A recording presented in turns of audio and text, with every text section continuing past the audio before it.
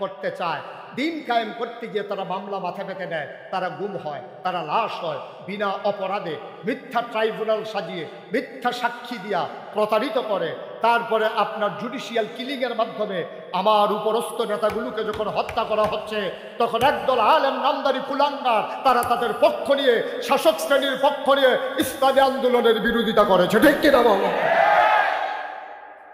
তাহলে তৎকালীন আমলে ব্রাহ্মণেরা বিরোধিতা করতো নবীজি, আর এখন একদল মর্দে মুজাহিদ যারা আল্লাহর জমিনে আল্লাহর দিন কায়েম করতে চায় তাদের বিরোধিতা করে, ওই তাবেদার সরকারের দাবিদারি করে, ইসলাম বিরোধী অবস্থানে যায়। ওই তৎকালীন ব্রাহ্মণ আর ইসলামের বিরোধী আজকের আলেম ওলামা ওরা যেন একই সূত্রে গাথা। ঠিক কিনা? তারা মনে করেছে ইসলাম কায়েম যদি হয়ে যায় তাইলে এই যে একটা মিলাদ খান ফরম, এই আউস করে সুইটার ইয়া খাওয়ান, 7 দিন না খাওয়ান, মুসলমানি খাওয়ান, এই নানান খানা টানা নিয়ে আবার বন্ধ হইয়া যায়, পূজা পার্বণ বন্ধ হইয়া যায়। অনেক বছর ধরে এই মাহফিলটা টাল বাহানার শিকার হয়েছে।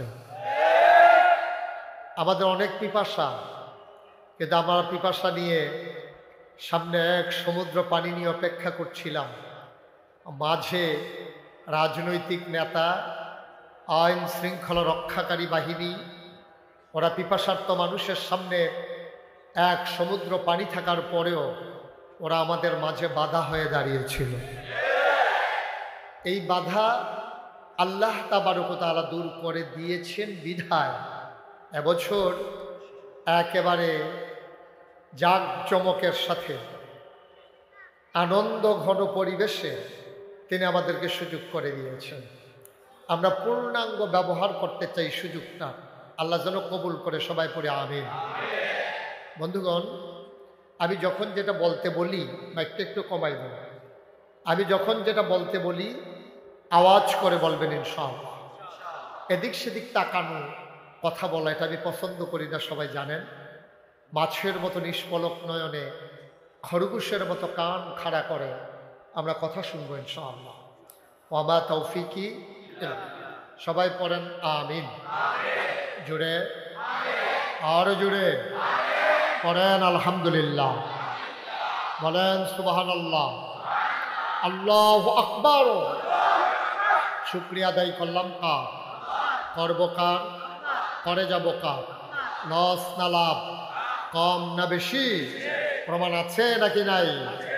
আমার আল্লাহ রাব্বুল আলামিন কোরআনুল কারীমে কত সুন্দর করে ওয়াজ করে দিলেন। আল্লাহ বলেন, লা ইন শাকারতুম লা আযীদান্নাকুম। ও দুনিয়ার মানুষ, নামত পেয়ে যদি শুকরিয়া আদায় করবে, যেই নামত পেয়ে শুকরিয়া আদায় করবে, শুকরিয়া আদায়ের কারণে ওই নামত আমার আল্লাহ আরো বহুত গুণে বাড়িয়ে দেবেন। বলেন সুবহানাল্লাহ। আমার আল্লাহ যা বলেন তা করেন নাকি করেন না? কম কম না বেশি বেশি? প্রমাণ আছে নাকি নাই? কোরআনুল কারীমে 30 পারায় সূরা বুরুজের শেষ অংশে আল্লাহ কত সুন্দর করে ওয়াজ করে দিলেন। আল্লাহ বলেন, ফাআলুল লিমা ইউরিদ। আমার আল্লাহ এমন আল্লাহ, তার যা মন চায় ওই কাজটাকে আমার আল্লাহ বেশি বেশি করে দেন। বলেন সুবহানাল্লাহ। আল্লাহ দুনিয়ার মানুষের মতো না। দুনিয়ার মানুষ বলে একটা, করে আর একটা, ঠিক কিনা? অসুখে পড়লে একরকম, ভালো হয়ে গেলে আর একরকম, বিপদে পড়লে একরকম, বিপদ দূর হয়ে গেলে আর একরকম, নির্বাচনে দাঁড়াইলে একরকম, পাশ করার পরে আর একরকম, ঠিক কিনা?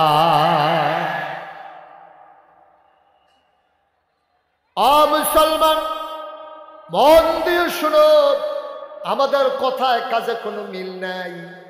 সারাটা বছর ইলেকট্রনিক্স মিডিয়ায় আপনি টিভি খুললেই, চ্যানেলটা খুললেই একটা কথা সব সময় দেখতেন, পালাই না, পালাই না, আমরা পালাই না। 12টার পরে আর খুঁজে পাওয়া গেল না। সারাটা বছর কইল কি, করল কি? দরকারটা আসিল কি তাই কথা কও না? কিচ্ছু না কইতে এটা এক বালা আছে, এই যে ফালাই না কইয়া যে পাওয়া গেল না, আরেকবারে তো যেই তারপর কইলিতা এবারে কইছে যে খেলা হবে তা আমরা ফলাফল তো রেডি হইতেছে। ওমা ফলাফল যখন নামছে প্লেয়ার নাই, প্লেয়ার ভাইয়া গেছে। নাউজুবিল্লাহ বলবেন না। আমার আল্লাহ তিনি যা বলেন তিনি তাই করে দেন।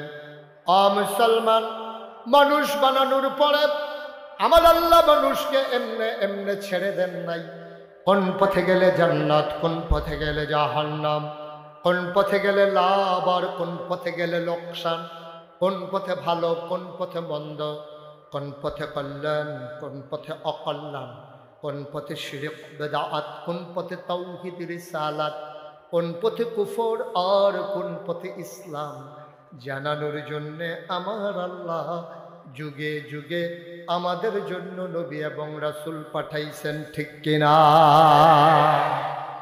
মুসলমান, যিনি সবার শেষ নবী, যিনি সবার সেরা নবী, যিনি ইমামুল মুরসালিন খাতামান নাবিয়্যিন, যিনি রাহমাতুল লিল আলামিন, আল্লাহ ওই নবীকে ডেকে বলেন কোরআনে ঢোকার আগে মরদুদ শয়তান থেকে ফানাহ চাই, যিনি রহমান যিনি রাহিম, তার নামে চলো শুরু করি, সবাই পড়ি।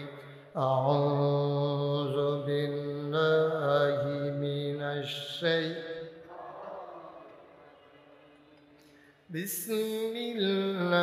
বিসমিল্লাহির রাহমানির রাহিম। ইয়া আইয়ুহান নাবিয়্যু তাকিল্লাহ ওয়া লা তুতি'ল কাফিরিনা ওয়াল মুনাফিকিন।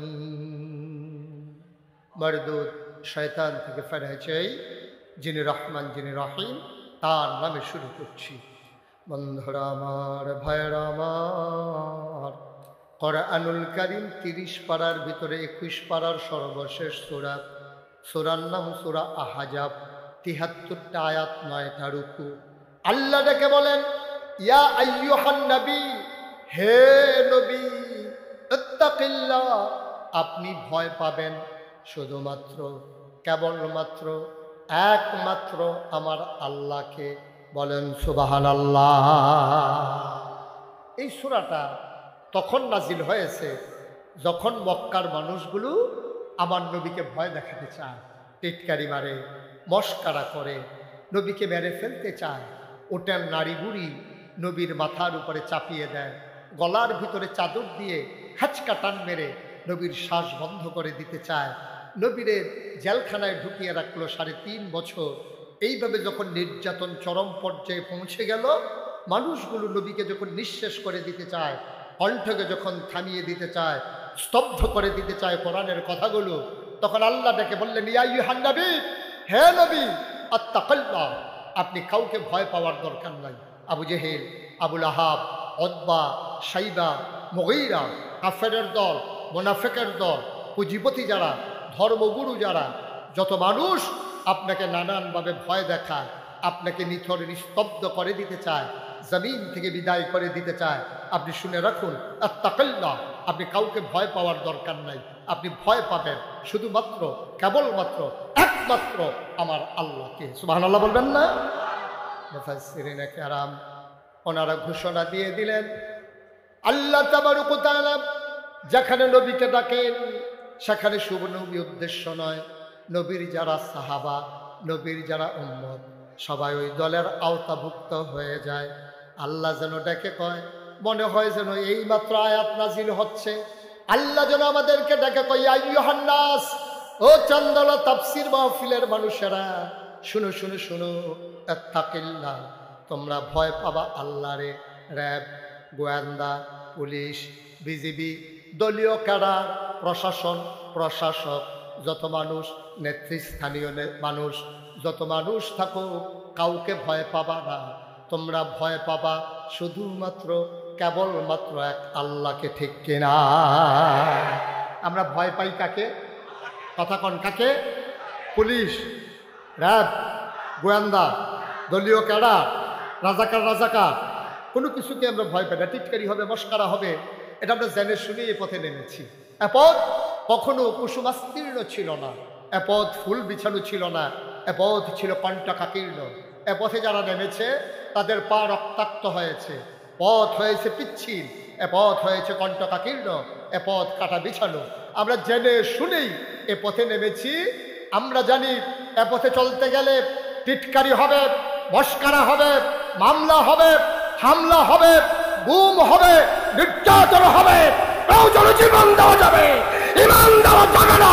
রাজি আছো কিনা হাত তুলে দেখা।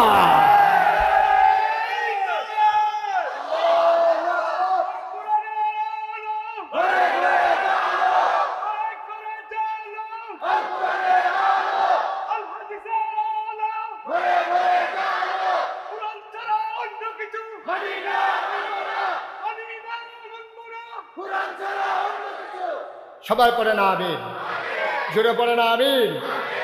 ১৫০০ বছর আগে আল্লাহর নবী যখন মক্কার জমিনে দ্বীনের দাওয়াত দিতে শুরু করলেন, দেখবেন আজকের জমানার সাথে যেন হুবহু মিল, একেবারে একরকম মনে হবে।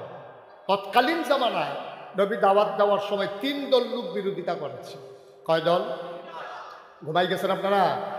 মঞ্চে যারা আছে তারা কথা না কইলেও সারবো। হ্যাঁ, তারা যে বইয়া রয়েছে তারা হোতাফা না বইয়া এনে রয়েছে কেন? হ্যাঁ, কয় দল? বা কথা কয় না, কয় দল? 3 দল লোক ইসলামের বিরোধিতা করেছে। কয় দল? 1 নম্বরে তৎকালীন জমানায় যারা ধর্মগুরু, তৎকালীন জমানায় তো পূজা ছিল, অগ্নি পূজা, মূর্তি পূজা, এই পূজাগুলা যারা দিত, আল্লাহ নবী যখন বললেন কুলু লা ইলাহা ইল্লাল্লাহ, তোমরা সবাই পড়ো লা ইলাহা ইল্লাল্লাহ, এই কথা বলা আপনারাও পড়েন, লা ইলাহা, লা ইলাহা, লা ইলাহা। যখন নবীজি বললেন সবাই মিলে কিন্তু পড়লেন না। তখন 1 নম্বরে নবীর সামনে যারা পক্ষে থাকা দরকার ছিল তারাই 1 নম্বরে বাধা হয়ে দাঁড়িয়েছে। ওই মানুষগুলো কারা?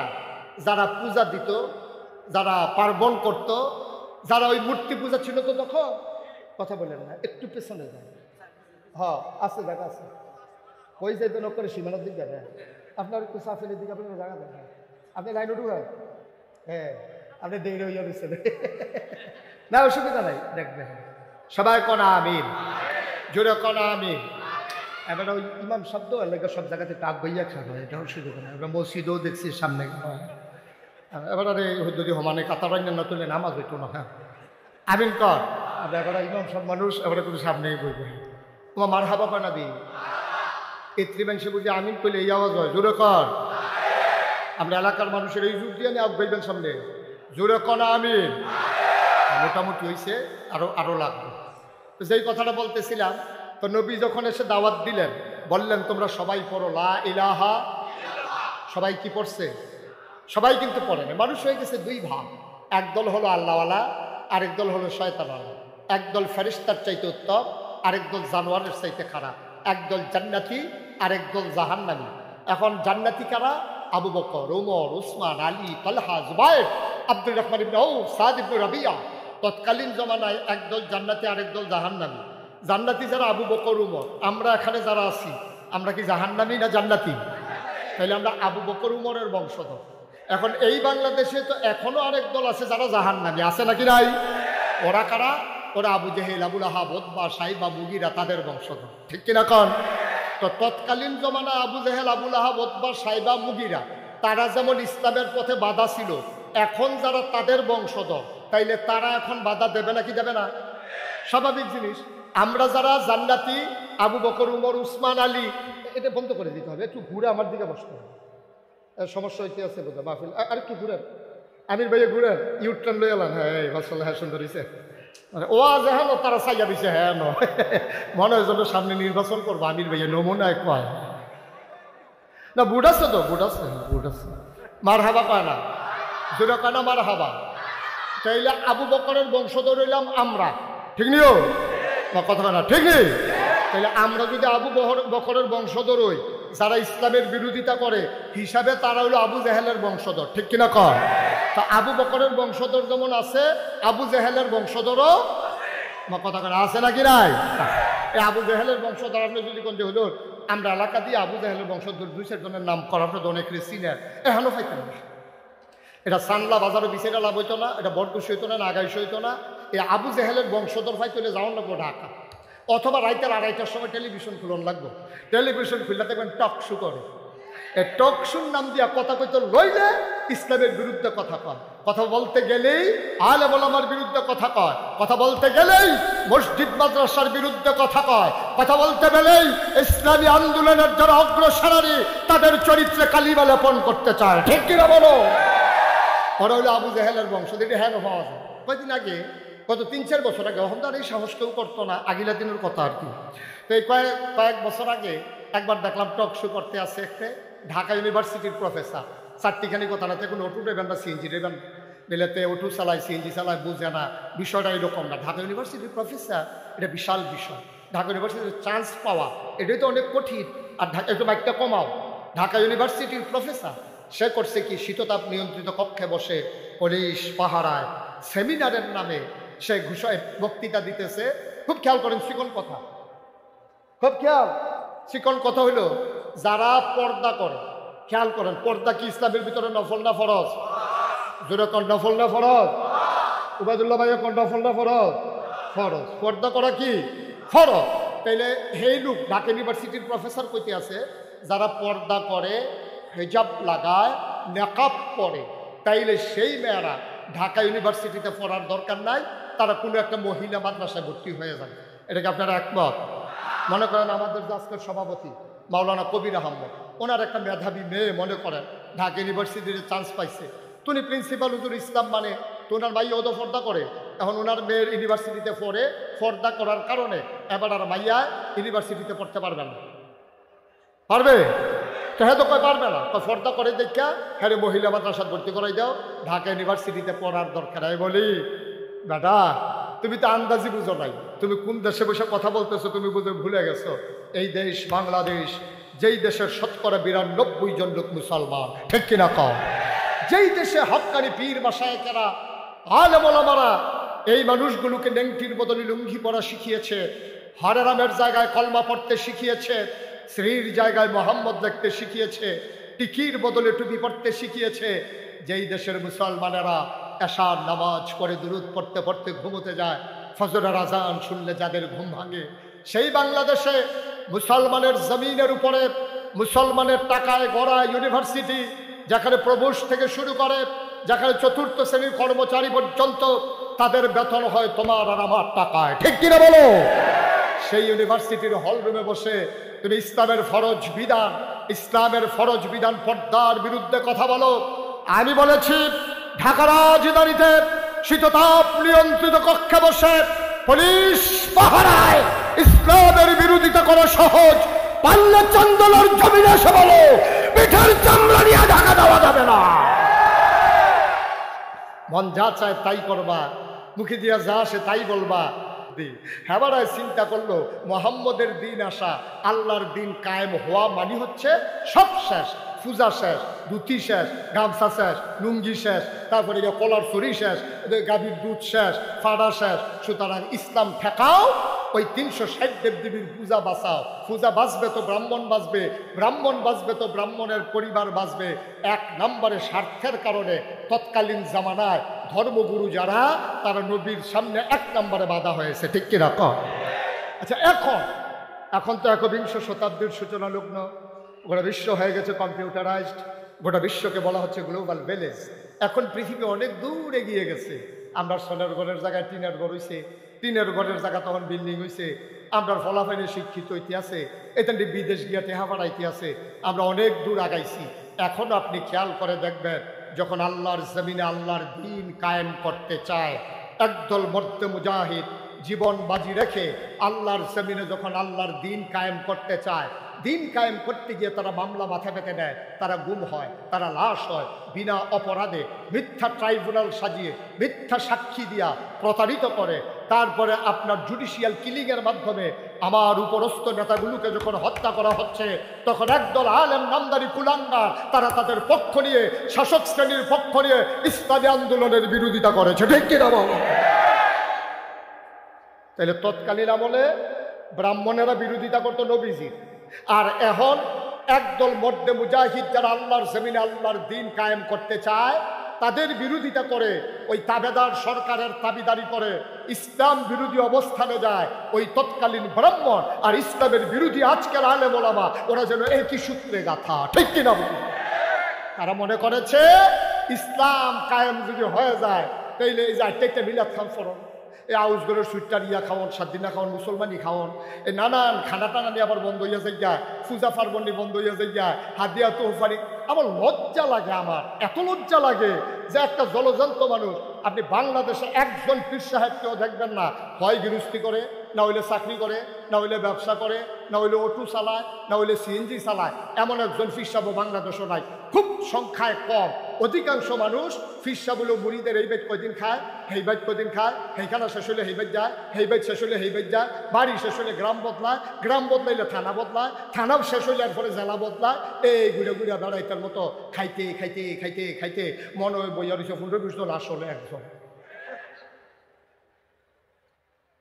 আব্বা, আমি মুশতাক ফয়েজি নাগাইশের পীর সাহেব, আরে মাটি কাটলেও তো বেটা ডেলি 500 টাকা পাওয়া যায়, অটো চালাইলেও তো 1000 টাকা কামাই করন যায়, সিএনজি চালাইলেও 1500 টাকা কামাই করন যায়। আমার মতো মানুষটা বইয়া বইয়া খাম, হুগিন নিবি টেহা দিব, রিক্সাওয়ালায় টেহা দিব, লজ্জার কি আর জায়গা আছে? একটা মরণ বালানো, ঠিক কিনা কও? বাংলাদেশে তো অধিকাংশ এই কারবা, মুড়িদারে বুঝাইতে আছে, বাবা দুনিয়া ছাড়ো, দুনিয়া ছাড়ো। হ্যাঁ, তো ছাড়তে ছাড়তে দুনিয়া সাইডা দিয়ে এক মাথা লয়ে গেছে গা, গিয়া দেখে যে পীর সাহেব খেত কিনতে কিনতে এই গ্রাম ছাড়াইয়া এই গ্রাম গেছে গা, ঠিক কিনা কও? মুড়িদে দিয়া দুনিয়া ছাড়া আর নিজে গিয়া খেত কিনতে আছে হরদমছে। এই কথাটা একজন মুড়িদেও জিজ্ঞেস না নাই যে হুজুর আপনি যে আমদানি দিয়ে দুনিয়া ছাড়াইতেছে, আর আপনি তো দুনিয়া চাদর মানে গাও দিয়া লাইছেন, খাবারটা কিনতে হয়।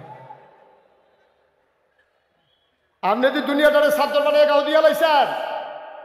এখন যখন প্রকৃত ইসলামের কথা বলা হয়, যখন বলা হয় আল্লাহর জমিনে আল্লাহর আইন ছাড়া কারো আইন মানি না, তখন এই একদল স্বার্থবাজ মানুষ যারা দরবারকে পুঁজি বানাইয়া ব্যবসা করে, মাজারকে পুঁজি বানাইয়া ব্যবসা করে, তারা ইসলামী আন্দোলনের পথে বাধা হয়ে দাঁড়ায়, ঠিক কিনা বলো?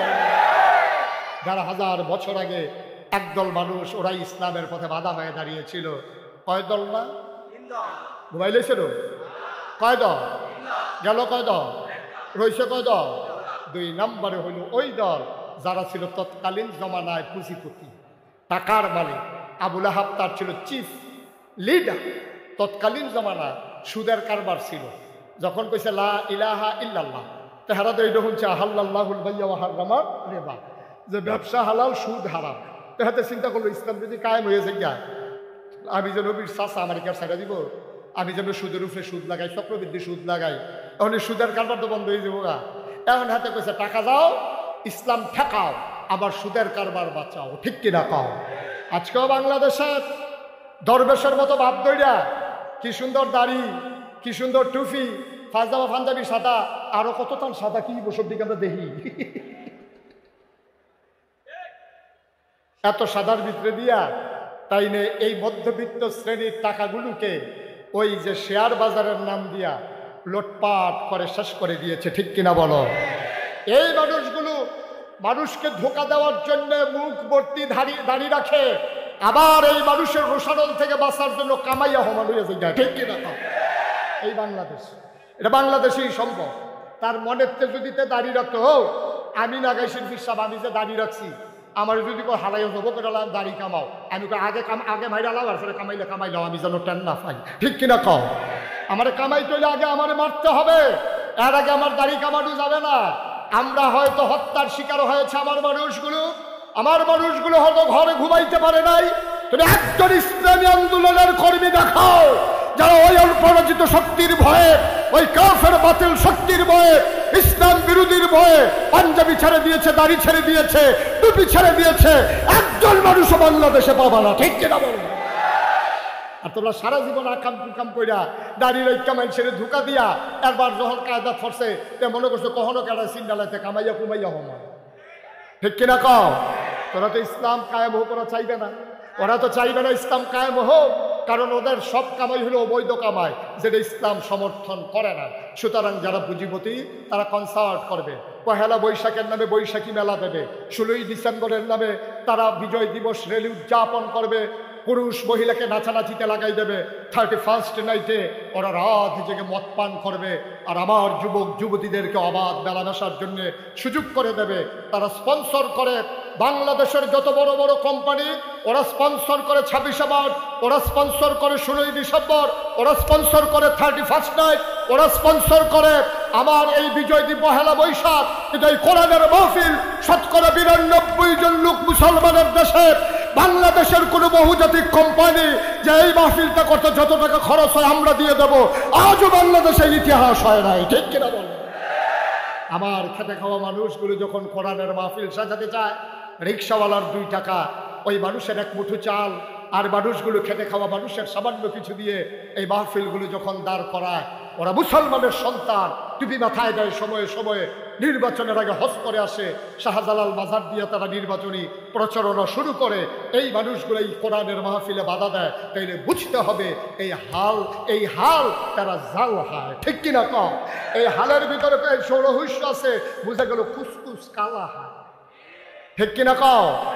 তুমি নির্বাচনের আগে হজ যাও, তুমি নির্বাচনের আগে শাহজালালের মাজারও যাও, তুমি টুপি জাতা দিয়ে মাথা ধরো, তুমি 40 বান্ধে সেটা হাতে তসবি দিয়ে মানুষকে ধোকা দাও, অথচ কোরআনের মাহফিল হতে দাও না।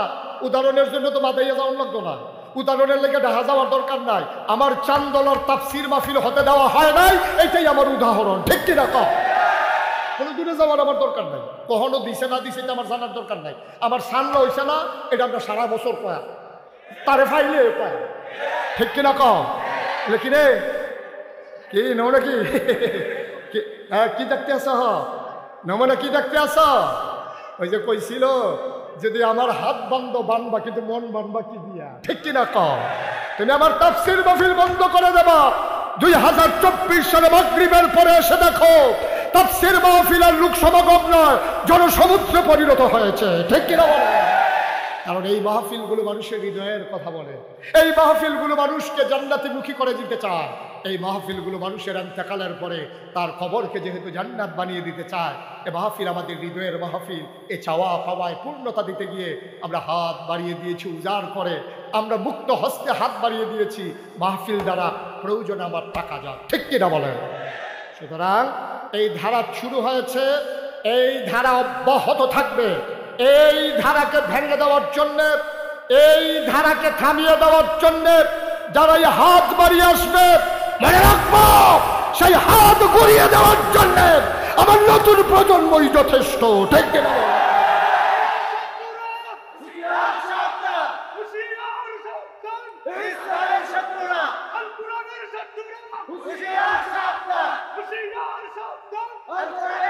সবাই পড়ে না আমিন, জোরে পড়ে না আমিন। কয় দল গেল? কয় দল গেল? 2 দল। 1 দল হলো ধর্মীয় নেতা, 2 নম্বরে হলো পুঁজিপতি, যারা কোনো মতে যারা খাওয়া নাইছে, কি আর হালাল কি আর আলাপ খায়া যা পায় তাই খায়। হোগিন্দি বেরির লিগে বিস্কুট আছে, হেই বিস্কুট বাড়িয়াতে খাইয়া বইয়া রয়েছে। সুরাল আজাদ কনফারের সামনে যা ফাঁস নাউজুবিল্লাহ পেতেন না, তারা তো ইসলাম কায়েম হতে দেবে না। না দেওয়াটাই তো স্বাভাবিক, কারণ তারা তো ইসলামের অনুসারী, যে ইসলামের ধারক বাহক ছিলেন নবীজির পরে আবু বকর সিদ্দিকের পরে যিনি হাল ধরেছিলেন ওমর বিন খাত্তাব। ঠিক কিনা বলো? বন্ধুরা আমার, ভাইরা আমার, আল্লাহর নবী নাই, আবু বকর সিদ্দিকের ইন্তেকাল হয়ে গেছে। ও মুসলমান, মন দিয়ে শুনো, সবাই পাগল হয়ে গেছে। নবী নাই, আবু বকর সিদ্দিক নাই, কে রাখবে ইসলামের পতাকা? কে উড্ডীন? কে চেয়ে রাখবে? কে হবে আমাদের অভিভাবক? সবাই খুঁজছিলেন ওমরকে, খুঁজে খুঁজে পাওয়া যাচ্ছিল না। ওমর কই, ওমর কই, ওমর কই? খুঁজে খুঁজে ঘরের দরজায় গিয়ে দেখা গেল দরজা ভেতর থেকে বন্ধ। ডাকলেন, কে? ওমর কই, আপনি ভেতরে আছেন নাকি? কানতে কানতে তার চোখ 2টো লাল হয়ে গেছে, চোখ ফুলে গেছে, বড় বড় হয়ে গেছে।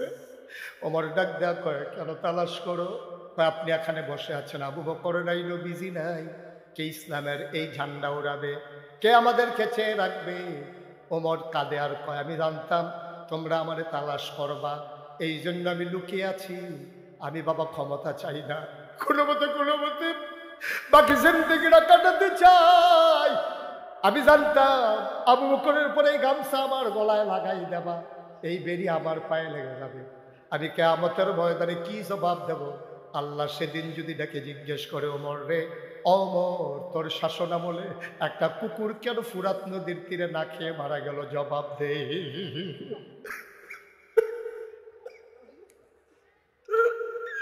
ফুরাত নদীর তীরে কুকুর কেন না খেয়ে মারা গেল, জবাব দে। আমি ওমর সেই দিন কি জবাব দেব? এই ভয় আমার ঘর থেকে বের হতে দেয় না। সবাই ধরে ধরে ওমরকে খলিফা বানিয়ে দিলেন। মজার ঘটনা শোনো, বখর চোখ কোনো ইতিহাস নয়, বানানো কোনো গল্প নয়, বাস্তব ঘটনা শুনে যাও। ওমরকে খলিফা বানাই দেওয়া হলো।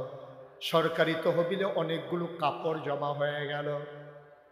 ওমর ঘোষণা দিলেন, প্রাপ্তবয়স্ক সবাইকে কাপড় দেওয়া হবে, সবাই আসো। মসজিদে নববীর সামনে সবাই লাইন ধরে দাঁড়িয়ে গেল। ওমর সবাইকে সীমিত পরিমাণে সমহারে এক টুকরা করে কাপড় দিচ্ছেন। ওমরও সবার শেষে এক টুকরা নিলেন। ওমরের ছেলে আব্দুল্লাহ ইবনে উমরও পেলেন এক টুকরা। সবাই পাঞ্জাবির কাপড় নিয়ে বাড়িতে গেলেন। পাঞ্জাবি বানানো হয়ে গেল। পরের শুক্রবার জুমার আযান পড়ে গেছে। আমিরুল মুমিনিন, খলিফাতুল মুসলিমিন, ইসলামের দ্বিতীয় খলিফা, জান্নাতের সুসংবাদ প্রাপ্ত দ্বিতীয় মানুষ ওমর। ওমর খুতবা দেবেন। সবাই তাহিয়াতুল দুখুলুল মসজিদ কাবলাল জমা পড়ে বসে আছে। সূর্য হারিয়ে হেলে পড়েছে পশ্চিম আকাশে। সবাই পেরেশান, ওমর এখনো আসে না, নামাজ পড়ব কখন? এবার একজন মুরব্বীরা বলল, যাও ও যুবক, তুমি দৌড়ে যাও, দেখো কোনো বিপদ আপদ নাকি। যুবক দৌড়ে দৌড়ে ওমরের বাড়ির সামনে গেল। দূর থেকে তাকায়া দেখে বাড়ির সামনে মরুভূমির মাঝে দুপুর বেলা প্রচন্ড রোদ, একটা মানুষ পিঠ উদম করে বসে আছে। সূর্যের আলোতে পিঠটা পুড়ে গেছে, সামনে কি যেন বিছিয়ে রেখেছে। যুবক গিয়ে সালাম দিলেন, আসসালাতু আসসালামু আলাইকা ইয়া আমিরাল মুমিনিন ইয়া খলিফাতাল মুসলিমিন। হে ওমর, আপনাকে সালাম। এখনো কেন যান না? নামাজের সময় হয়ে গেছে। এখনো কেন যান না? সবাই মিলে নামাজের জন্য অপেক্ষা করতেছে। উমর বললেন, বাবা তুমি গিয়ে বলো আমি এখনই আসতেছি। আমার পাঞ্জাবিটা আমি যখন গায়ে দিতে যাব, দেখি একটু ময়লা হয়ে গেছে। জুমার দিনে ময়লা পাঞ্জাবি গায়ে দিয়ে যাওয়া ঠিক হবে না, এই জন্য পাঞ্জাবিটা ধুয়ে দিছিলাম, শুকাইতে একটু দেরি হয়ে গেছে। এই তো পাঞ্জাবি শুকিয়ে